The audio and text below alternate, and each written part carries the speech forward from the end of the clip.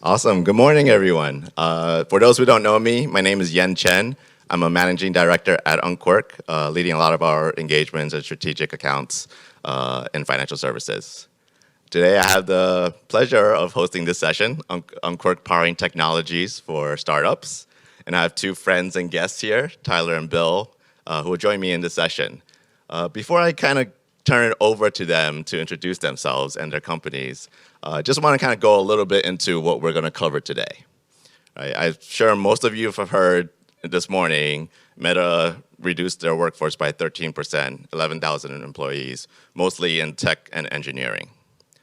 Right? That's and we know tech teams are usually the ones that face the highest pressure from cost, resource, time, right? Now couple that with this market where you got to do more with less, and being in a startup where you're oftentimes racing to bring product into the market, that's the kind of pressure that Bill and Tyler are facing daily, right? So likewise, that's also the opportunity that we at Unqork get to help them solve. So today we're going to kind of go through a little bit of how Unqork is helping them. But first, I guess, Bill, let me hand it over to you and quickly introduce yourself to the audience. Sure. That's right. Which way? Should be on. Okay. You can have that. So I'm Bill Martinair. I am co-founder and CTO of Avenue One. We've only been buying houses for about 24 months now, and in that time we've deployed about $2.5 billion, and we've grown to a team size of 200 people and a network size that's an order of magnitude much, much larger than that. A lot of what we've been able to do and move this quickly is owing to the agility and the speed with which we can deploy solutions to drive this network using the Unqork solution. Thank you, Bill. And I'm Tyler Danielson. I work for FOXO Technologies. I'm the Chief Technology Officer. I've been there for about 2 years. What we're trying to do is epigenetic underwriting. So a lot of you might be familiar with genetics. How you use your genetics are considered the epigenetics. We look for methylation in what your genes are doing.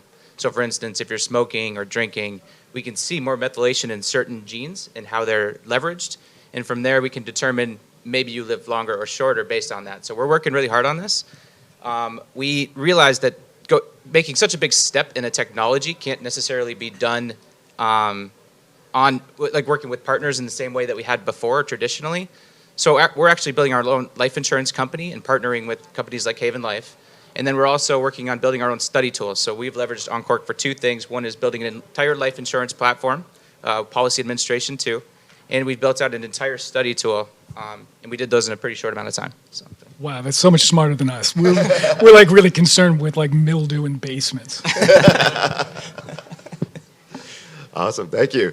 So I think we're just going to go through a couple of questions that we've put together, and I think a lot of it is going to center around you both mentioned technology and technology first company, right, and how technology is at the core of what you guys do and kind of bringing your services and product to the market.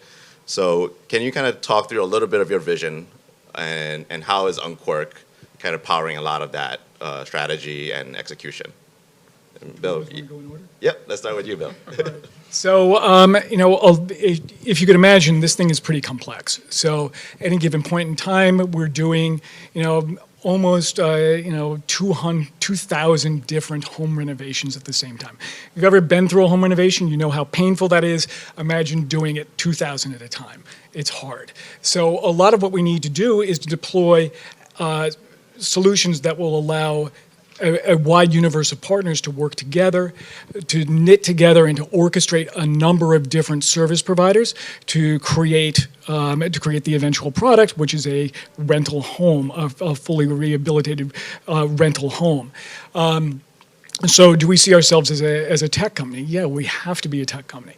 Now, and we're a tech-driven company. The reason why this type of business model hadn't come out before is because the technology really wasn't there to be able to drive the level of coordination and orchestration over this huge number of network partners. And so in this way, Unqork is really a big part of the vision here, being able to deploy these little micro applications that real estate brokers or inspection professionals, renovation professionals, property managers all use to be able to coordinate and to be able to be paid through our platform. It's a big lift. Our big thing was really stepping back and understanding what our customers' needs were. And before even thinking about the technology, we thought, well, we need to know kind of how to build this.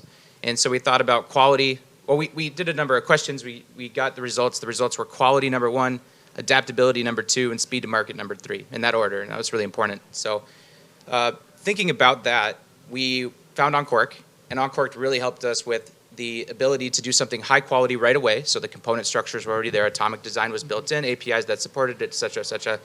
Then the ability to be adaptable was that all those components could be switched in and out based on what we learned from the systems. And then finally, the speed to market, we could do it at double the speed or half the cost, right? But kind of both, because you could have lower paid people that could do that type of work. So that's really how it leveraged us, at least in the market. Yeah. Awesome.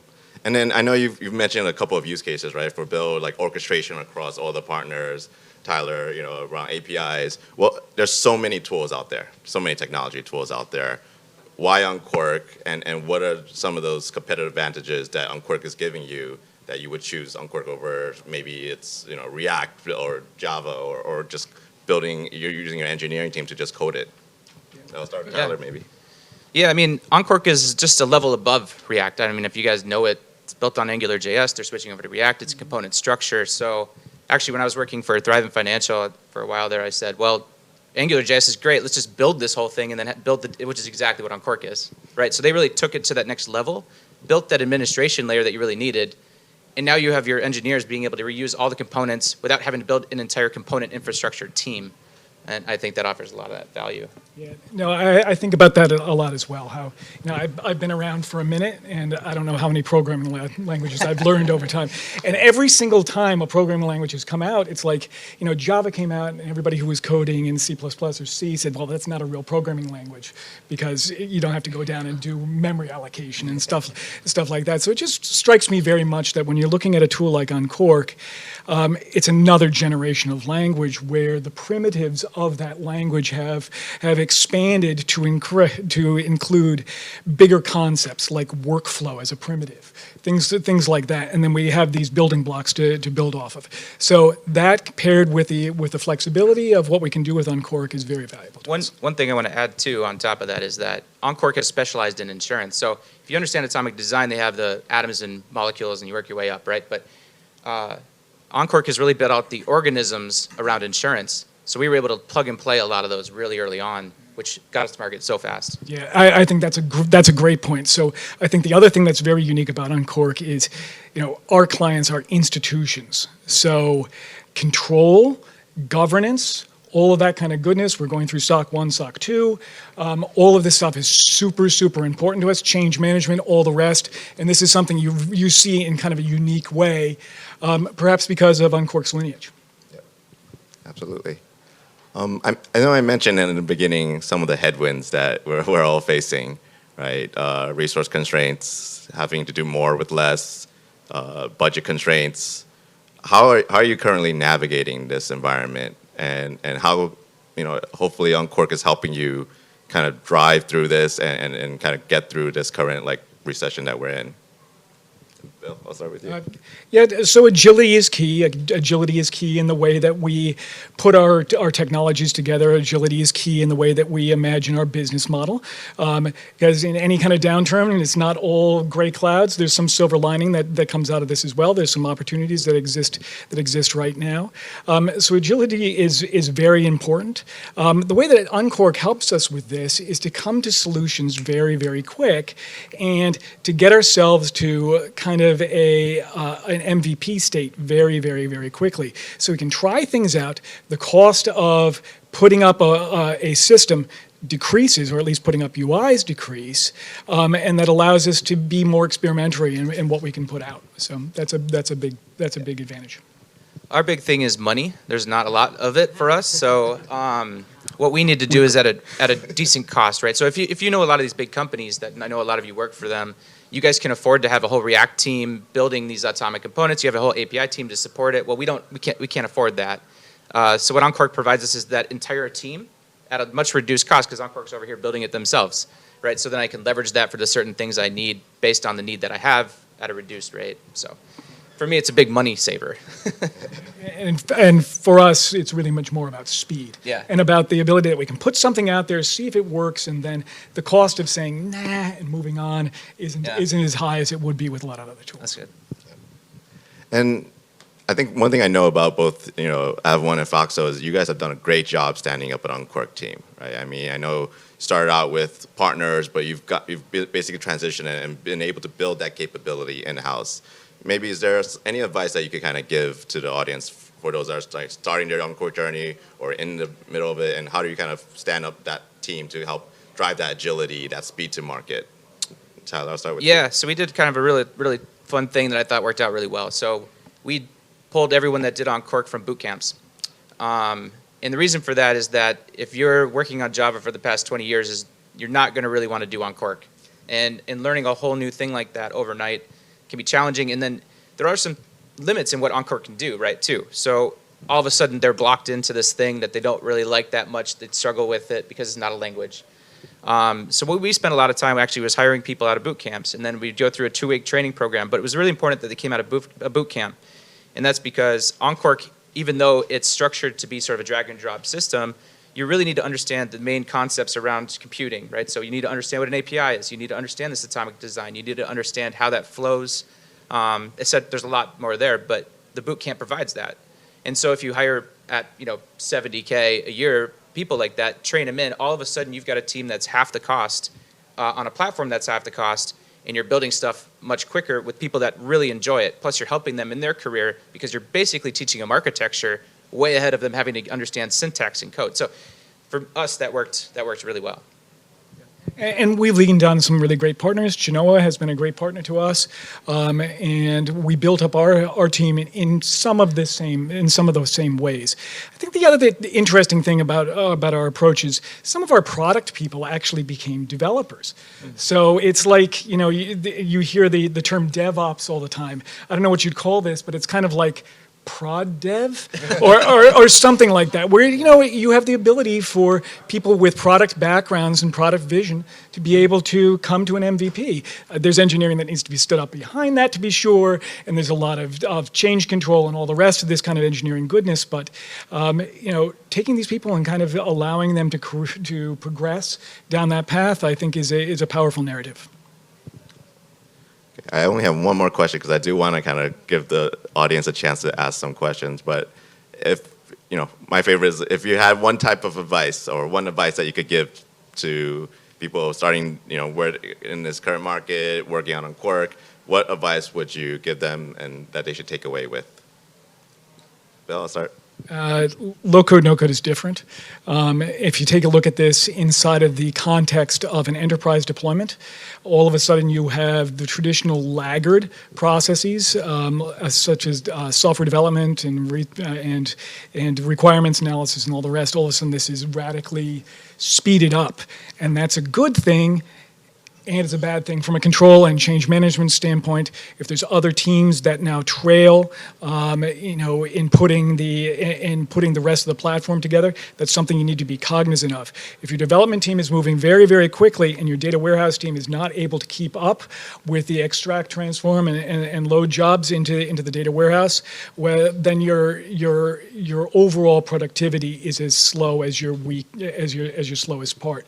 So understanding what the impact of a very fast-moving development function or UI function is going to do to the rest of your enterprise stack is super, super important. With great power comes great responsibility, to quote Spider-Man. So we have to be very, very cognizant as well of change management. It's very, very easy to make changes, and these things ripple out in ways that are not wonderful. And so really treating this as an engineering process, treating this as something that needs to be under regular governance, regular change management, regular release cycles is just better and healthier for everybody. Yeah, I really like the agile mindset. I guess I'd say the number one thing is Unqork isn't meant to solve all problems. I know that some people might feel that way, that it is, but it's not. And you need to be clear about the reasons you're using it and the value that it provides. because when you use it correctly, it's really powerful. But if you use it in ways that it's not, you're going to drown yourself in sorrow. and that's okay, right? I mean, we leverage it heavily for UI and for APIs that support those UIs. We don't leverage it heavily for doing epigenetic underwriting. And I'm saying that like that's the furthest from it. But there's also things that are even that close that might be like a quote operational tool, great. But you could really write that very fast in a AWS native environment. And so you really need to be careful about what things you're picking to leverage it for and using it correctly. So that's kind of a big thing, yeah. They don't have an epigenetic underwriting module? They don't yet. No, Not yet. Surprising. Well, if anyone wants to buy one, I could convince Unqork to build one. Awesome. Let me open it up. Are there any questions from the audience for Bill or Tyler?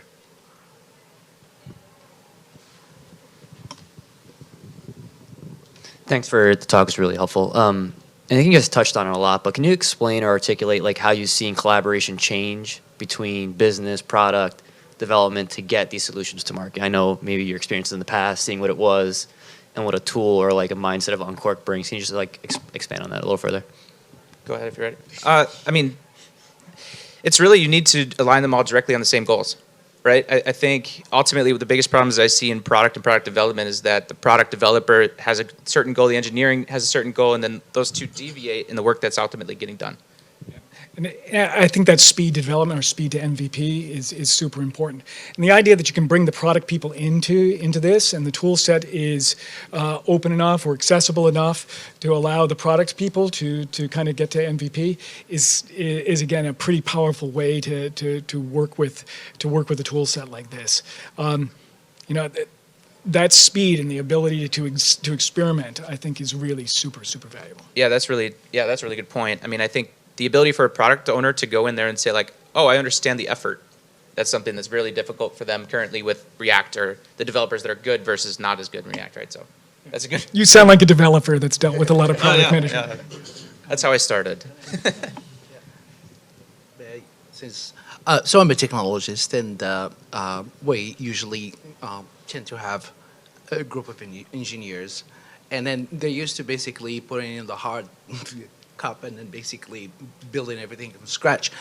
What kind of challenges did you face with the adoption, especially when you're introducing something that's kind of like atomic like this into an engineering team? What are some of the tools or methods that you've used? Yeah, I mean, to be clear, if I could build it from scratch, I pretty much would have until I found Unqork. So but I think when I talk to my engineers when I brought them in, I talk a lot about their ability to be adaptable too, and that they need to be able to work on certain technologies because then that helps build them up, right? So they're that.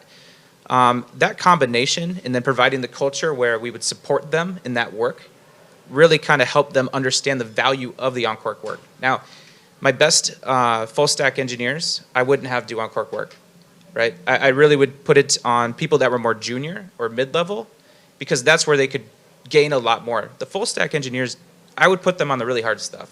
So yeah, I'd say the same thing. Unqork isn't the tool for everything. It's the tool for a lot of things. But what laces us all together is this event-driven architecture, and these are good components. These are good micro apps. This is something that we've done a lot, kind of in the vein of microservices as well, to stand up pretty quickly. But that integration stuff, data warehousing, all the rest of that stuff is just kind of odd. It would be an odd tool to use. Maybe in the future, but yeah, I think right now. Yeah, I mean, it's also like you can't do everything in Unqork, right? So it's like you need to still do some stuff from scratch. And it can be, if it's from scratch, it's going to be better. I mean, if you're going to really push and put the money into it.